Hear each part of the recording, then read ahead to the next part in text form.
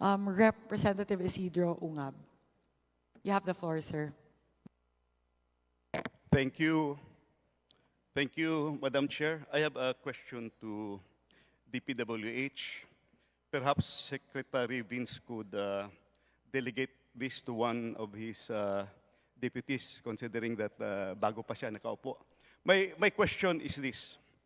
What happened, anong nangyari sa big ticket, high impact flood control projects that were funded by ODA? They were lodged under the Foreign Assisted Projects, or FAPs. I think this was presented in the 2024 budget and 2025 budget. Can you give me an explanation or clarification on that? Kasi malaki to, malalaki to. I understand that the foreign creditors here are JICA, Asian Development Bank, World Bank, IBRD, Asian Infrastructure Investment Bank, Korea Economic Cooperation Development Fund, and the government of China. Pag na-approve na kasi yan, yung mahaba yung proseso, very technical. Kompleto yan, feasibility study, everything. Pumasa na ito sa DBCC, pumasa na sa Monetary Board, at saka meron ng sovereign guarantee. Anong nangyari? Please clarify, Your Honor. Mr. Chairman, Honorable Sid Ungab, if I may just ask Undersecretary Emil Sidain, who is in charge of our foreign assisted projects, to respond. Good morning, Madam Chair, Your Honors. Relative to the ODA or foreign-funded projects, which are actually the high-impact projects, this has been actually implemented, Madam Chair, Your Honors, in most of our yearly implementations since the past administrations until now.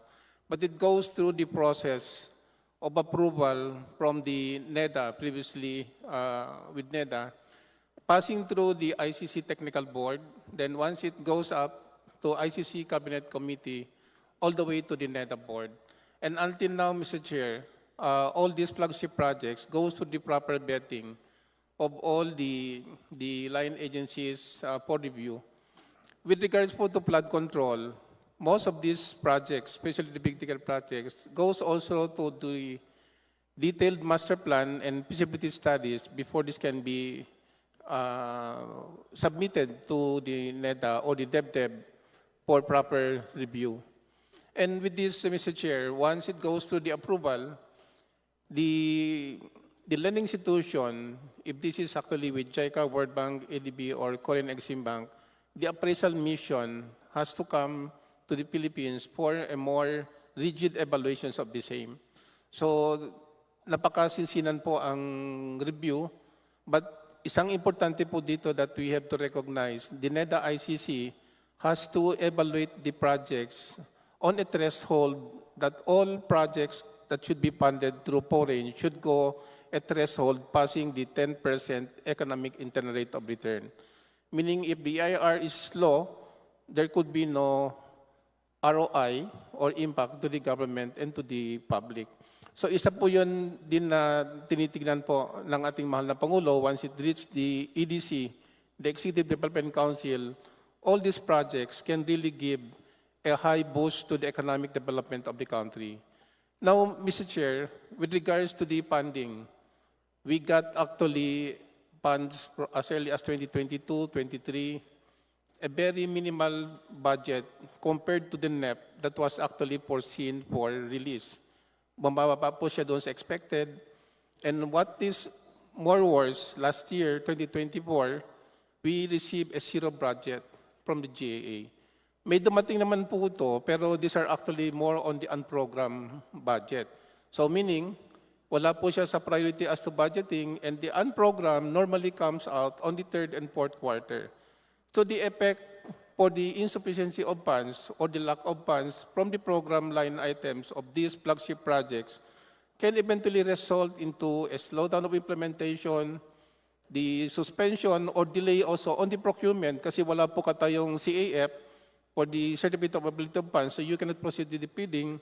And more worse, it can also generate a commitment fee because all loans are given a prescribed timeline, and this timeline, inclusive of the funding and as well as the component by project implementation, should be properly approved and implemented by the line agency, which is DPWS. So kung bitin po yung pondo, we always drag it to a more delay, more timelines that are necessary to complete the whole projects.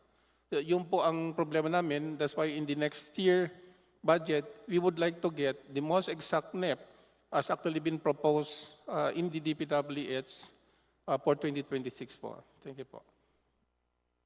Thank you, Madam Chair. Madam Chair, I would like to simplify what really happened, the transformation of those ODA-funded projects in 2024 and 2025. I have here the 4 books of the budget books. Ang tawag ko nito noong araw, ang 4 na libro ng APRO. Sa 2024 National Expenditure Program, pumasok yung ODA, 21.6 billion. Nandito, ginagyan ko ng tag. 11 projects. Pagdating sa GAB 1, General Appropriations Bill, white book with red letterings, pumasok din, fitful copy, 11 projects, 21.6 billion. Pagdating sa GAB 3, third reading dito sa House of Representatives, binawasan ng 5.4 billion, ang naiwan 16.1 billion. So sa House of Representatives pa lang, binawasan na yung ODA. And you know what happened pagdating sa GAA. Pagdating sa GAA, this is now the product of both the Senate, the House of Representatives, at saka sa BICAM. 0 kinatay yung buong ODA. Nakakahiya sa ating mga foreign creditors. Punta naman tayo sa 2025. Ito yung ginawa. As is, yung proposal, National Expenditure Program, 11 projects, foreign funded, 11 total of 27.5 billion nandito. Nilagyan ko ng marker.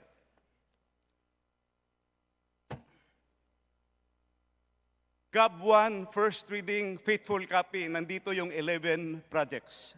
Total of 27.5 billion. Third reading, House of Representatives. Binawasan ng 18.6 billion, ang naiwan 8.9 billion na lang. ODA funded ito. May approved loan na sa mga foreign creditors.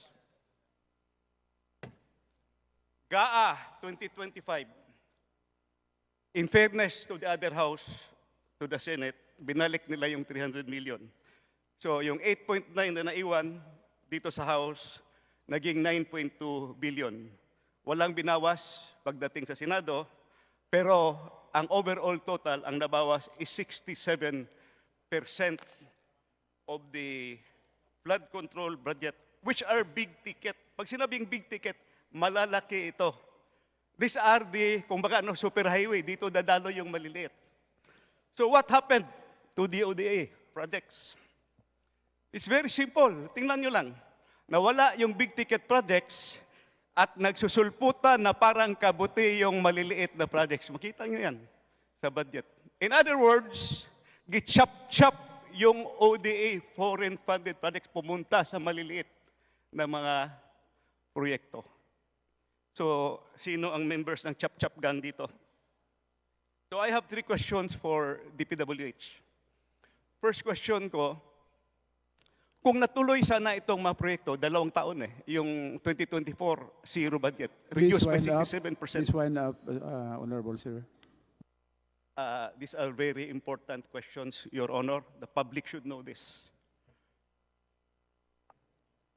First question ko, kung natuloy itana itong mga proyekto na ito, could have this help solve the problems in Metro Manila? Kasi nandito yung Metro Manila Flood Control Project at saka yung Pasig Marikina Channel Improvement. Second, sayang wala si Secretary Bonoan. I'm going to ask him sana dito. did Secretary Bunuan reported this to the President? Kasi kung 2024 pa lang, na zero na yung ODA, sana hindi na mangyari yung 2025. Di ba? Last question para sa DPWH. Can we still avail of those loans? Kasi nagbayad na tayo ng commitment fee. So, Secretary Vince Dizon, I know you are a finance guy also. Sayang yung long-term, kaya nga malalaki yun, big ticket, long-term project. Saka ito, may study talaga, kumpleto. Pwede ba natin i-reavail yun? At saka yung maliliit na project, yun na lang gawin nating Government of the Philippines counterpart. I hope we can do that. So, yun po, yun lang po ang matanong ko. Sana meron pa akong isang question, hindi ko na lang idagdag. Let's hear from DPWH, Madam Chair. Thank you very much, Honorable Sid Ungab. Sir, tama po kayo, no? Napaka-importante po ng ating mga flagship projects, no? Gago na po yung mga foreign funded projects, no? Dahil po hindi po pwedeng madigay ito. Dahil ang mga digay ay may kaakibat na dagdag na babayarin at meron din kaakibat na dagdag na utang. Kaya po talagang priority po yan. At pipilitin po namin, no, na siguraduhin na makahabol tayo ngayong 2026 dito po sa ating mga foreign assisted projects. Kamukha po ng Davao Samal Bridge, halimbawa. No, kamukha po ng mga bridges natin dito sa Metro Manila. Meron din pong flood control na foreign assisted project dito sa Metro Manila at sa ibang mga lugar. So, makakaasa po kayo na pipilit po namin i-preserve at kung kaya po, talaga pong pataasin pa ang appropriation natin para sa mga foreign assisted projects natin for 2026.